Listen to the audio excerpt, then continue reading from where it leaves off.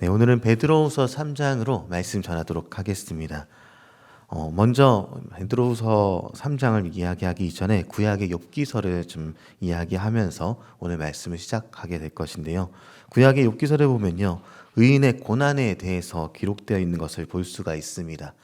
그러니까 하나님과 사람에게 잘하는 사람 욥이 있었고, 이에 대해 사단이 시기하며 시험을 하는 장면이 그려지게 되죠.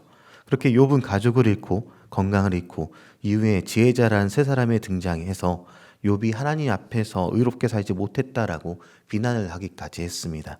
욥마저도 하나님, 저는 의롭게 살았는데 왜 이런 고난을 받아야 합니까? 라고 따져 묻기까지 했던 내용이 있었죠.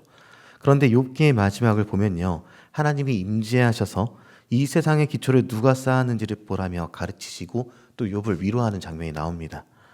욥기는요, 구약의 이스라엘이 가진 잘못된 사상 중 하나를 꼬집어서 훈계하는 성경 중 지혜서에 속해 있습니다. 이스라엘은요, 그들이 가진 잘못된 사상은 첫 번째가 나는 이스라엘 사람이기 때문에 구원받았다라는 내용이었습니다. 그리고 두 번째 잘못된 사상은 하나님께 복을 받은 인생은 불을 누리게 된다였던 것입니다.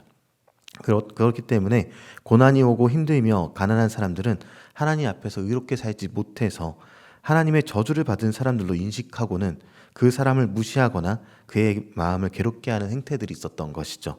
그래서 욥기의 세 명의 지혜자들이 하나님을 의지하지 않아서 죄를 지어서 괴롭게 사는 것이다라고 이제 정지하는 장면들이 욥기에 등장하고 있고, 욥기 후반부에는 하나님이 그에 대해서 아니라 말씀해 주시며 꾸짖는 내용이 있는 것입니다.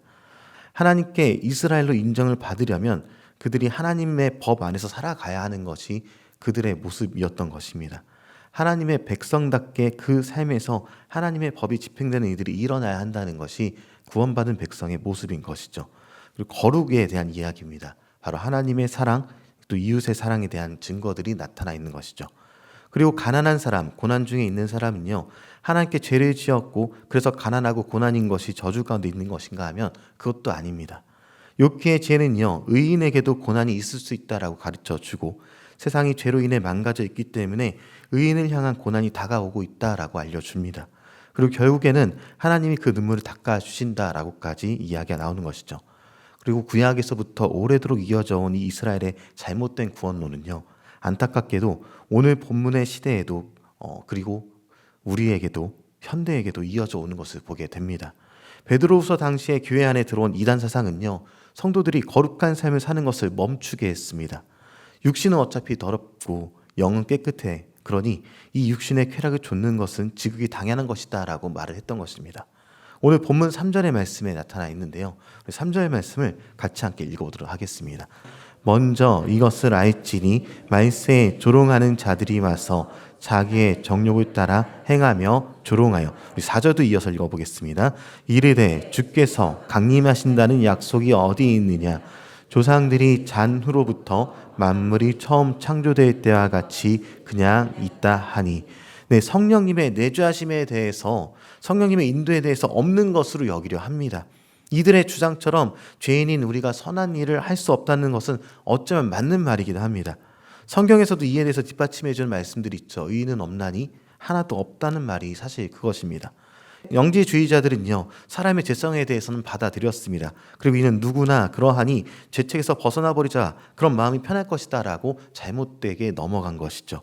여기에는 간과하면 안 될 것이 있습니다. 썩어가는 것을 외면하면요, 마음은 어떨지 모르지만 썩어가는 그것은 악취가 나게 되고 점점 더 그 냄새가 심해져서 나중에는 손도 못 댈 정도로 더러워지게 될 수밖에 없습니다. 우리의 죄는 그보다 더하죠. 선한 일을 할 수 없는 우리는 영지주의자들의 말처럼만 된다면 그럼 소망이 없는 것이겠습니까? 눈만 가리면 되겠습니까? 그렇지 않다는 것이죠. 우리가 선한 일을 할 수 있게 되는 경우가 있는데, 이것은 우리 안에 계시는 성령님께서 행하시도록 하는 것입니다. 주님께 간구하고 맡길 때 우리 안에 내주하시는 성령님께서 우리가 선한 일을 할 수 있도록 감당해 주신다는 것이죠. 성령님의 내주하심으로 인해서 사람이 얻는 유익이 있습니다. 내가 하는 것이 아니라 내 안에 계신 주님이 움직이시기 때문에 나는 의롭지 못하나 의롭게 행할 수 있는 일들이 일어나게 됩니다. 그러나 이 성령님의 내주하심을 거부하면요, 우리는 영영 성령님이 주시는 그 열매를 맺지 못한 채 어떤 그 선한 일도 할 수 없게 된다는 것이죠. 현대에도 마찬가지입니다. 나는 예수 믿는 사람이니까 아무렇게나 살아도 돼. 마지막에 회개하면 되지. 주님이 다 용서해 주신다고 했어. 이렇게 하고 누구나 죄인이다라고 스스로에게 죄의 책임을 피할 방법을 마련해 놓는 것을 생각보다 많은 경우에 보게 됩니다. 그러나 이도 마찬가지로 성령님의 내주하심을 거절하는 것입니다. 또한 이 거짓 교사들의 주장 한 가지는요, 주의 날은 오지 않는다고 하며 그리스도인들이 예수님의 재림을 기다리는 것 자체를 비웃었습니다. 왜 아직까지 오지 않느냐? 진작에 왔어야 하는 것은 아니냐? 왜 죄인들이 멸망당하지 않고 당당하게 살아가는데, 또 오랜 기간 그렇게 살고 있는데 아직까지도 심판당하지 않고 잘 살아가고 있는 것을 보니, 아니 더 승승장구하고 있는 것을 보니까 예수님의 재림은 없더라, 심판도 없다라고 말하는 것이죠. 그래서 결국은 내 마음대로 살자라는 주장을 하고 있는 것입니다. 이제 베드로의 답을 보겠습니다. 이런 주장이 흔들리는 성도들에게 예수님의 재림은 반드시 이루어지고 모두 심판을 받을 것이다 라고 말을 합니다. 먼저 경건하지 않은 자들이 왜 심판당하는 것처럼 보이지 않는지, 그리고 왜 일이 긴 시간이 걸리는 것 같은지에 대해서 7절부터 9절까지 소개하고 있는데요.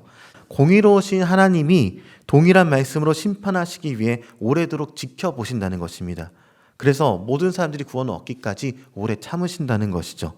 그리고 시간은 인간의 편에서 너무 어려운 감각이지만 하나님은요, 천년이 하루 같고 하루가 천년 같은 시간 위에 계신 분이심을 기억하라라고 얘기합니다. 오래 참으시는 이유는 모두 구원을 얻게 되기를 원하시는 것이 하나님의 마음이신 것이죠. 거짓 교사들의 가르침은 여전히 우리를 어렵게 합니다. 혼란스럽게 하고 신앙을 지키며 부단히 노력하는 삶을 부질없는 것으로 여기게 하려 한다는 것이죠. 그러나 주님의 날은 도둑같이 옵니다. 반드시 주님은 우리의 성령의 열매 맺음을 보시며 심판의 날이 오신다는 것이죠. 이제 끝으로 베드로는요, 그리스도인들을 향해서 그리스도를 아는 지식에 자라가라라고 권면하고 있습니다. 이 자라가라는 말은 미완료형으로 쓰여졌고 계속해서 자라가야 함을 얘기하고 있는 것이죠. 단순히 주님을 영접하고 구원받은 것에 만족하여 머무르는 것이 아니라 그리스도의 대속의 은혜, 그리고 그에 대한 지식 안에서 계속해서 성장하여 굳건하게 서라는 것입니다. 이 지식이라는 말을 계속해서 강조하는 것은 이 영지주의자들이 스스로를 그노시스, 그러니까 지식으로 뜻한 영을 아는 사람들이라고 얘기하면서 나타난 이단들이었기 때문에 지식에 대해서 계속해서 자라가야 된다라고 분명하게 얘기하는 것입니다. 그래서 거짓 교사, 조롱하는 자들의 미혹에 빠지지 말라라고 권면하고 있는 것이죠. 아이가 태어나면 성장해야 하듯이 그리스도인들도 성장을 해야 합니다. 광야에서 사단의 유혹의 말씀으로 이기며 매 순간 성령 하나님과 동행하셨던 주님처럼 오늘도 성령님을 의지하면서 우리가 걸어가게 될 때 어떤 유혹도 어떤 환난도 견뎌낼 수 있다는 것을 기억하시기 바랍니다. 그래서 이를 기억하면서 성령님과 동행하는 저 여러분이 되어서 주님의 날을 사모하는 오늘 하루가 되길 소망합니다.